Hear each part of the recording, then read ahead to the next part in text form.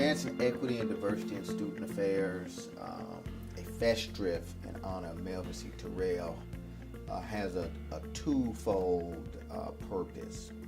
The first one was to develop a book that would provide a comprehensive treatment to equity, inclusion, and diversity topics related to the student affairs profession. That was one objective. The second one was to honor the career of a gentleman who has touched unbelievably large numbers of individuals of color, particularly African Americans, who have moved into the student affairs profession or have in some way played a role on the faculty side studying student affairs professions. And so he was one of the longest standing vice president of student affairs for well over 20 years, Melvin C. Terrell.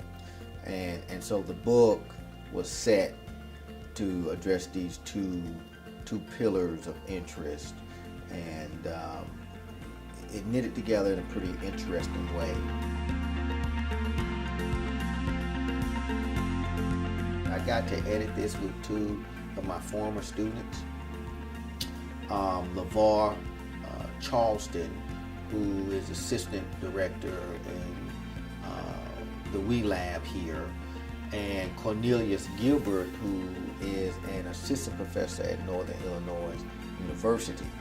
And what was really nice about that was that this was their first book. And so this whole mentoring opportunity, I mean, the theme there was quite important, and I write about it in the book that it was nice to be able to have them be a part of this project in that way, and it in turn to be their first book. I've certainly tried to be a resource, and have been and continue to be. It's increasingly more difficult to mentor in ways that I've had in the past, quite frankly, which makes it all the more amazing about thinking through what he did the way he did it with really no technology. And so I don't think I'm remotely close to what he's done or will likely ever get to that level, because I'm not certain how he did his jobs and then had all these other jobs too, calling, mentoring, but I certainly try to do my part and be as helpful as I can to those that would find value in the ways I can contribute to them.